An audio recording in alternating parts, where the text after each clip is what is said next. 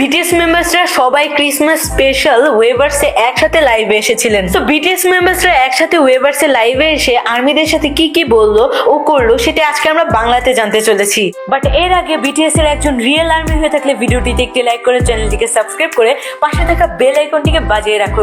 আর এসব না করলে আমি ভাববো তুমি একজন ফেক আর্মি। সো যেমনটা তোমরা জানো ক্রিসমাস উপলক্ষে বিটিএস মেম্বার্সরা একসাথে একটু আগে একটা লাইভ করেছিল এন্ড তার সাথে সাথে কিছুদিন পরে যেহেতু ভিয়ের বার্থডে তাই ভিয়েরও বার্থডে স্পেশালও এখানে কেক ছিল। By the way RM live শুরু হওয়ার সাথে সাথে বলে আমরা এই জন্যই তোমাদের সাথে আজকে লাইভ স্টার্ট করলাম কারণ তোমাদের কথা আমাদের অনেক মনে পড়ছিল। আরএম আবারও বলে এখন আমরা একসাথে লাইভে আসছি, অনেক মজা হচ্ছে তাই না? সবাই বলে হ্যাঁ হ্যাঁ হ্যাঁ। ভি বলে নিউ ইয়ার তো প্রায় এসেই গেল, এখন চলো আমরা একে অপরকে উইশ করি। পরে জিমিন সুগাকে বলে সুগা আমার মনে হয় তোমার চুলের রংটা একটু চেঞ্জ করতে হবে। জিমিন বলে সুগা আমার মনে হয় তোমার চুলে হোয়াইট কালারটা বেশি মানাবে, কিন্তু তারপর সবাই বলে আরে না না হোয়াইট কালার মানাবে না, ব্ল্যাক কালারই মানাচ্ছে। সদস্যরা বলে সুগা যদি তার চুলে হোয়াইট কালার করে তাহলে তো তার মুখ আর চুল একসাথে মিশে যাবে, কোনোটাই বোঝা যাবে না। পরে সবাই হাসতে থাকে, এটা কিন্তু মেম্বার্সরা একদম ঠিকই বলেছে। কি ঠিক বলছে না? আরএম বলে ফাইনালি আমাদের লাইভে 13 মিলিয়ন ভিউজ হয়ে গেল। ভি বলে এর সংখ্যা বাড়ছে, মানে ভিউজ এর কথা বলছে। পরে বিটিএস মেম্বার্সরা তাদের নিউ ইয়ারের প্ল্যান সম্পর্কে কথা বলছিল।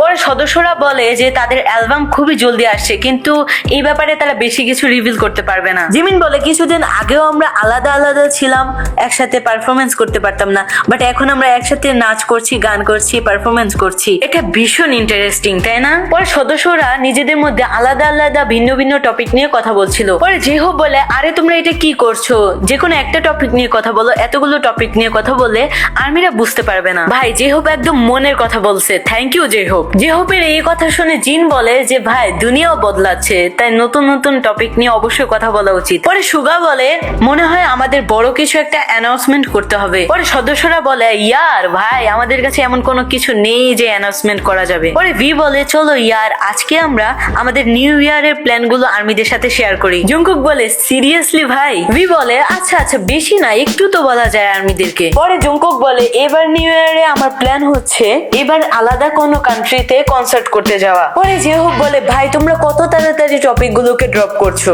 এন্ড পরে জংকুক বলে সদস্যদের যে আমরা যখন আবার কামব্যাক করব তখন আমরা কি গানে ড্যান্স করব। মেম্বার্সরা এক একজন এক এক গানের কথা বলছিল, কিন্তু ভি বলে যে বয় উইথ লাভ গানটাতে ডান্স করলে ভালো হবে। জিমিন বলে হ্যাঁ ভাই এই গানটাতে আমরা অনেকদিন ধরে ডান্স করিনি, তাই আমার মনে হয় এটাই বেস্ট হবে। দেন পরে ভি বলে যে আমি কি তোমাদের একটা স্টোরি শেয়ার করব? মেম্বার্সরা বলে হ্যাঁ হ্যাঁ বলো বলো বলো, আমরাও একটু শুনি। ভি বলে যে তোমাদের কি মনে আছে যে আমি একবার কোম্পানি ড্রাম ফাটিয়ে দিয়েছিলাম কিক মেরে? জিমিন বলে হ্যাঁ হ্যাঁ আমার মনে আছে, তুমি অনেক জোরে কিক মেরেছিলে, তার ফলে মিউজিক ইনস্ট্রুমেন্টটা ভেঙে গিয়েছিল, এই জন্য কোম্পানি তোমাকে বের করে দিতে চেয়েছিল, বাট থ্যাঙ্কস গড তুমি বেঁচে গিয়েছো।